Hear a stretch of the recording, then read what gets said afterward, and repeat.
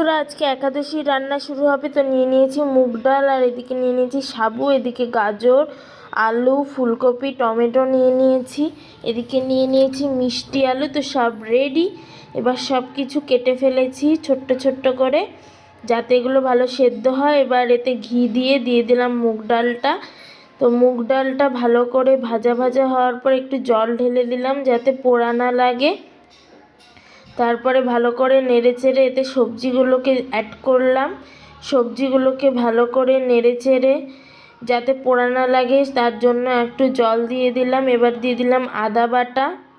আদা বাটাটা মেশানোর পর এতে দিয়ে দিলাম কিছুটা পরিমাণ লবণ। তারপরে আবার দিয়ে দিলাম হলুদ গুঁড়ো। তারপরে আবার ভালো করে নেড়েচেড়ে এতে অ্যাড করলাম ধনে গুঁড়ো। তারপরে অ্যাড করলাম জিরে গুঁড়ো, দিয়ে আবার সাবুটাকে অ্যাড করে দিলাম। দিয়ে ভালো করে নাড়াচাড়া করলাম যাতে সাবুর সঙ্গে এগুলো ভালো করে মেশে। তো তারপরে দিয়ে দিলাম একটা বোম্বাই লঙ্কা। তারপরে জল ঢেলে দিলাম, দিয়ে দিলাম টমেটো। আর এই যে বন্ধুরা কালারটা ঠিক এরকম এসেছে। তো এবার নামিয়ে নেব, হয়ে গেছে সাবুর খিচুড়ি। তো নামিয়ে নিলাম। দেখে নাও বন্ধুরা তোমরা, ঠিক এরকম হয়েছে সাবুর খিচুড়ি। খেতে কিন্তু খুবই টেস্টি হয় এগুলো।